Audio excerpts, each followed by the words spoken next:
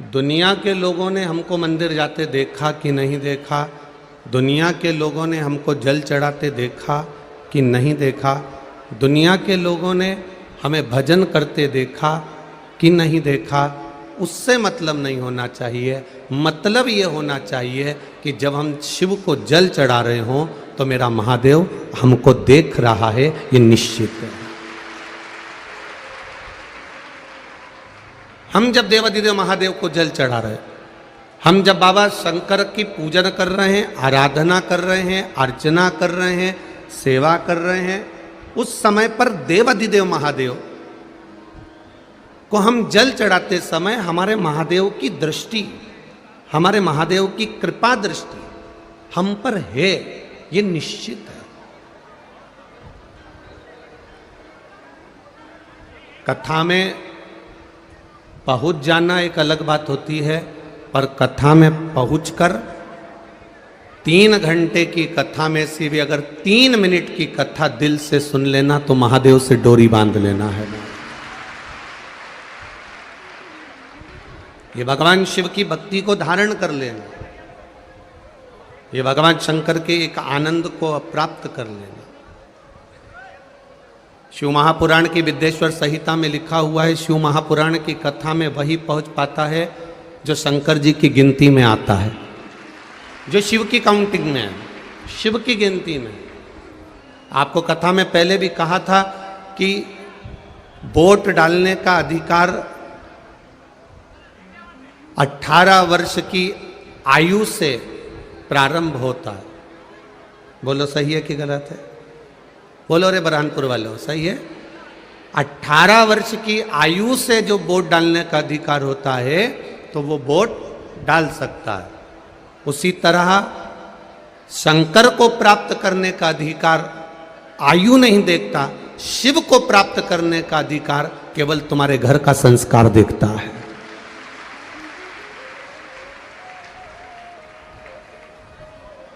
आप भगवान की भक्ति में कितने लगे हो, आप भगवान के स्मरण में कितने लगे हो, आप भगवत कीर्तन में कितने लगे हो, यह हमारे घर का संस्कार बताता है।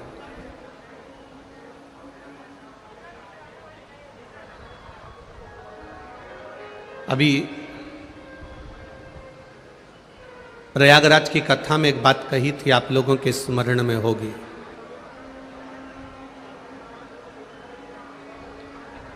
कि माता का दूध और गौ माता का दूध ये हमारे को संस्कार, सभ्यता और संस्कृति का एक पन्ना पढ़ा देता है।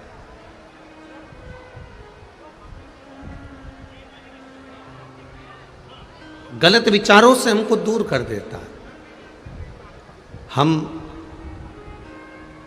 श्रेष्ठ विचारों की ओर आगे बढ़ जाते हैं। आदरणीय दीदी अर्चना जी चिटनीस जी ने जो बाहर एक बड़ा बोर्ड लगा है इस मंडी प्रांगण में प्रवेश का, उसका नाम दिया है समरसता। समरसता का मतलब है प्रत्येक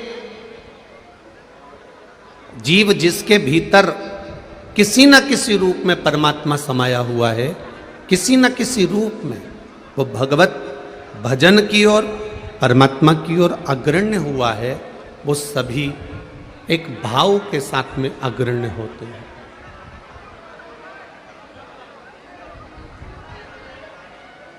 आपके भीतर का भाव क्या कर रहा है? हम सतमार्ग की ओर जब जाते हैं, हम भगवान के भजन की ओर जब हम जाते हैं, भगवत कीर्तन की ओर जब हम जाते हैं, मंत्र जाप की ओर जब हम जाते हैं, जब हम भगवान के मंदिर में पहुंचते हैं या अपने माता पिता के चरणों में पहुंचते हैं या घर के बुजुर्ग बड़ों के चरणों में पहुंचते हैं और उनके चरणों में जाकर बैठते हैं या धर्म और शास्त्र की ओर अग्रण्य बढ़ते हैं और उस धर्म और शास्त्र की ओर जाकर बैठते हैं, तो ये हमारे घर के माता पिता का संस्कार हमारे जीवन को झलकता हुआ नजर आता। फिर कहेंगे बच्चों को कार मत दिलाओ, बच्चों को कार दिलाने की जरूरत नहीं है। बच्चों को कार दिलाओगे तो बच्चे एक ना एक दिन कार बेचकर अपना कर्जा चुकाएंगे। हाँ, बच्चों को यदि आपने संस्कार दिला दिया तो कर्जा बच्चा जिंदगी में कभी नहीं करेगा, बल्कि दूसरे को देने का हक रखेगा। कार और संस्कार दोनों एक आनंद का है।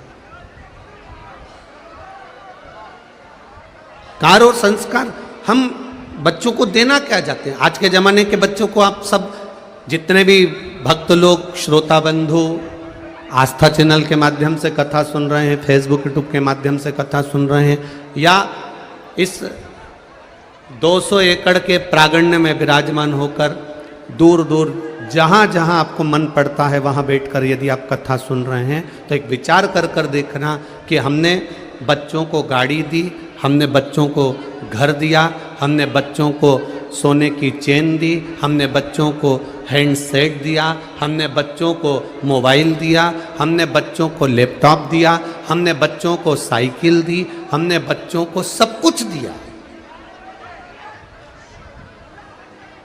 ऐसा कोई व्यक्ति नहीं है जो अपने बच्चे को कुछ नहीं देता।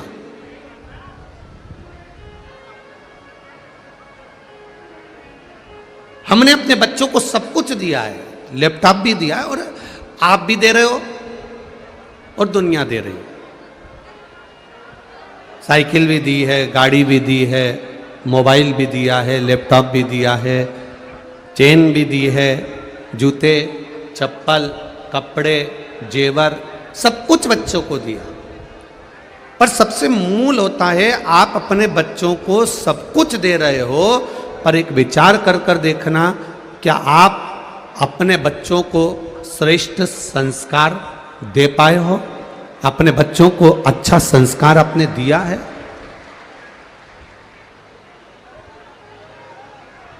श्रेष्ठ संस्कार क्या आपने अपने बच्चों को प्रदान किया है? सब कुछ दिया आपने, मना नहीं है, सब कुछ दिया और दोगे। पर क्या अपने बच्चों को हम संस्कारों के जल से सिंचित कर रहे हैं? क्या हम अपने घर के बच्चों को संस्कार दे पा रहे हैं? शिव कथा कह रही है, भगवान शंकर का संवाद कह रहा है। माता पार्वती जी ने भगवान श्री गणेश जी को, षडानंद कार्तिकेय जी को और अशोक सुंदरी को जया, विषहरा, शामली बारी, दौतली, देव, इन सभी को एक संस्कारों के जल से सिंचित करा। इसलिए आज भी शिव महापुराण की कथा बड़ा सुंदर भाव व्यक्त करती है। जो ये बेलपत्र होती है, इस बेलपत्र का जो पीछे वाला जो भाग होता है, जरा ध्यान से सुनना, कथा निकली है तो आपके जीवन को संवारने के लिए निकली है। अश्वत्थामा शिव महापुराण की कथा का बेलपत्री का जो ये पीछे का जो भाग होता है, ये पीछे की जो डूट होती है, पीछे का जो भाग होता है, जब भी हमको ये महसूस होता है कि हमारे बच्चे जब गलत मार्ग की ओर जा रहे हैं, मदिरा की ओर जा रहे हैं, व्यसन की ओर जा रहे हैं, मांसाहार की ओर जा रहे हैं, गलत मार्ग की ओर जा रहे हैं, तब बेलपत्र का जो पीछे का जो भाग होता है, इस भाग को हम अशोक सुंदरी वाली जगह पर समर्पित करते जाते हैं और उसी भाग को उठाकर हम बेलपत्री के वृक्ष के नीचे पुनः डाल देते हैं। शिव जी पे चढ़ाया गया जल, शंकर जी पे चढ़ाई गई एक बेलपत्र उठाकर लाकर, जो व्यसन में डूबा हुआ होता है, गलत मार्ग की ओर जा रहा है, गलत संगत की ओर जा रहा है, व्यसन में डूबा हुआ है, उसका मार्ग विभाजित हो गया है, हम उसको देने का प्रयास करते हैं और उसको समझाने का भी प्रयास करते हैं कि देखो शिव तत्व की ओर चलो, भगवान के गुणगान की ओर चलो। शंभु शरणे पड़ी मांगू घड़ी रे घड़ी दुख काटो दया करी दर्शन आपो। हम शिव तत्व की ओर चलने का प्रयास करते हैं। भगवत भक्ति और श्रेष्ठ संस्कार होंगे, ये तो निश्चित है कि हमारे बच्चे फिर मार्ग से विभाजित नहीं होंगे। आज सबसे बड़ा पूरे राष्ट्र में सबसे बड़ा अगर कहीं तकलीफ का विषय बना हुआ है तो जो सनातन धर्म को लोग तोड़कर दूसरे धर्म में जो प्रवेश करा रहे हैं, उसका सबसे मूल कारण केवल एक ही है, हमारे बच्चे संस्कार से विहीन हो जाना। केवल एक कारण विशेष है, कहीं ना कहीं हमारे बच्चे संस्कारों से विहीन हैं।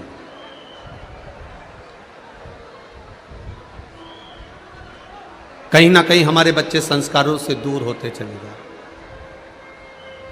शिव कथा कर रही है, भगवान शंकर का संवाद कर रहा है। कई बच्चों को माता पिता समझा भी नहीं पाते हैं।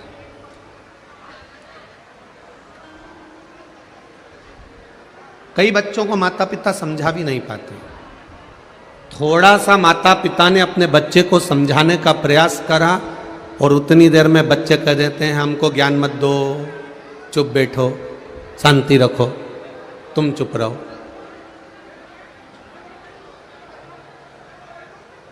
तुम चुप रहो, हमको ज्ञान मत दो, शांति रखो। कई माता पिता अपने बच्चे को समझाने का प्रयास करते, ऐसा नहीं कि नहीं समझाते। कोई माता पिता ऐसा नहीं होता जो अपने बच्चे को ना समझाएगा, ज्ञान भी देगा।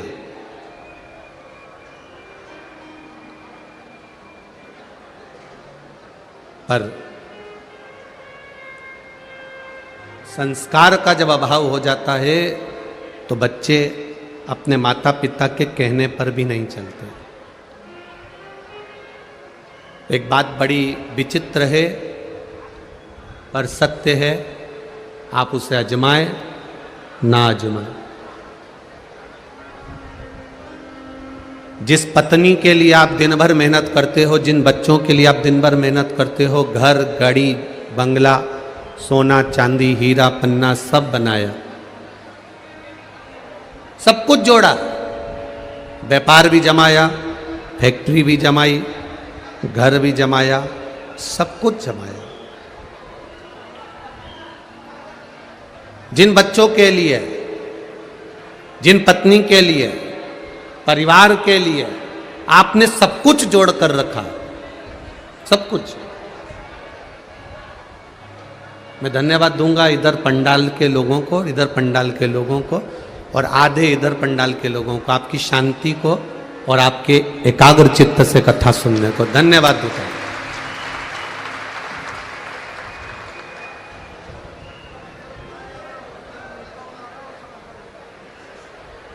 एक बात, कार्यकर्ता हो चाहे आने वाले यात्री हों, ये समझ जाएं कि इतने लाखों लोग, ये 5-5, 6-6 लाख लोग केवल 3 घंटे की कथा के लिए आए हैं और आप आगे बैठने के चक्कर में बढ़ बढ़ कर कर इतने लाखों भक्तों का हृदय क्यों तोड़ रहे हो? जरा विचार करिएगा। जहां जगह मिल जाए वहां बैठ जाइए भाई। लाखों लाखों भक्त केवल 3 घंटे की कथा के लिए आए हैं और दिन भर हजारों रुपए का पेट्रोल खर्च करा है, समय खर्च करा है, तब जाकर यहां पहुंचे हैं और तुम्हारे आगे बैठने के चक्कर में केवल इन भक्तों का हृदय भी टूट रहा है।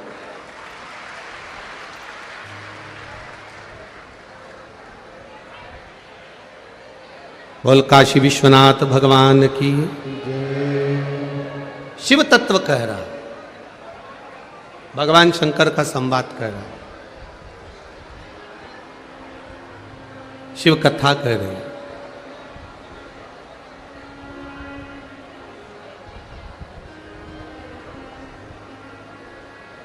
बाबा देवादिदेव महादेव का संवाद कर रहा। एक विचित्र है, जोड़ा, खूब जोड़ा, दिया, बेटों को दिया, परिवार को दिया। प्रत्येक व्यक्ति करता है, कोई भी हो, केवल आप अलग से नहीं हो ना हम अलग से हैं, प्रत्येक व्यक्ति करता है। पर शिव महापुराण की कथा एक बात और अच्छे से कहती है, मान लो कमाकर हमने बच्चों को भी दिया, पत्नी को भी दिया, परिवार को भी दिया, और वही बच्चे, वही पत्नी, वही परिवार यदि आपके विपरीत चले तो उसमें श्रेष्ठता नहीं होती है, उसमें श्रेष्ठता नहीं है। मेरे देवादिदेव महादेव जब काशी की धरा पर विराजमान थे, काशी की भूमि पर बैठे हुए थे, मां गंगा जी का पावन तट था, मां गौरा, मां भवानी, मां दुर्गा उनके करीब में बैठी हुई। तब षडानंद कार्तिकेय जी का आगमन हुआ, और षडानंद कार्तिकेय जी का जब आगमन होता है, षडानंद कार्तिकेय जी जब पधारे तो माता पार्वती जी के पास में बैठकर षडानंद कार्तिकेय जी ने एक निवेदन, एक विनय किया।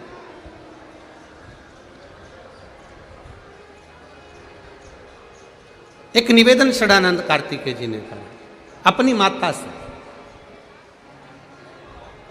मां,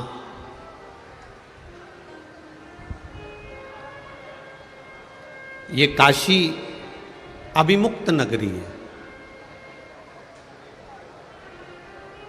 काशी में जिसके प्राण छूट जाते हैं वो दूसरी बार पृथ्वी पर जन्म नहीं लेता, मुक्त हो जाता है। काशी अभिमुक्त नगरी है हम। इस काशी में जन्म लेने वाला फिर वापिस जन्म नहीं लेता। मां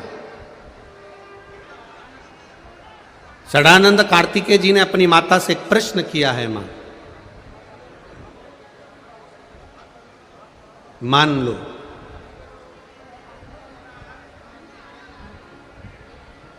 किसी कारणवश काशी से बाहर, काशी को छोड़कर कहीं दूसरी जगह कोई स्थान, जैसे अपन मान लो बरहानपुर है, सीहोर है, लातूर है, भुसावल है, या जलगांव है, या आदिक जितने भी स्थान हैं आसपास के, खंडवा समझ लो, खरगोन समझ लो, जो भी आपकी चित्तवृत्ति में आ जाए। ये षडानंद कार्तिकेय जी का बड़ा भारी प्रश्न है अपनी माता से, मां मान लो काशी में जिसके प्राण छूटते हैं वो मुक्त हो जाता है, वापिस जन्म नहीं लेता, पर एक निवेदन है, अगर किसी का आगमन काशी में नहीं हुआ हो, वो काशी में नहीं पहुंचा हो, और मान लो वो फिर जन्म ना लेना चाहे, मुक्त होना चाहे, तो उसके लिए क्या करना पड़ेगा? तब माता पार्वती जी ने कहा, अगर भूल से भी जो व्यक्ति के प्राण छूट रहे हैं, और अगर मान लो प्राण छूट भी गए, अगर भूल से भी बेलपत्री के वृक्ष की मात्र छाया उस पर पड़ जाती है, तो भी उसकी मुक्ति निश्चित हो जाती है।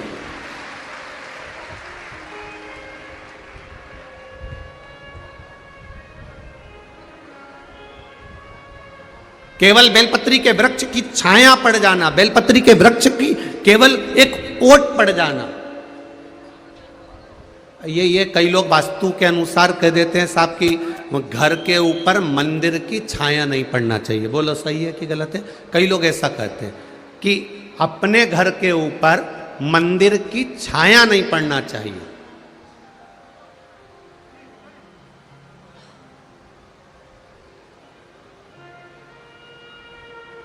पर किसी वास्तुशास्त्री से एक बात जरूर पूछना,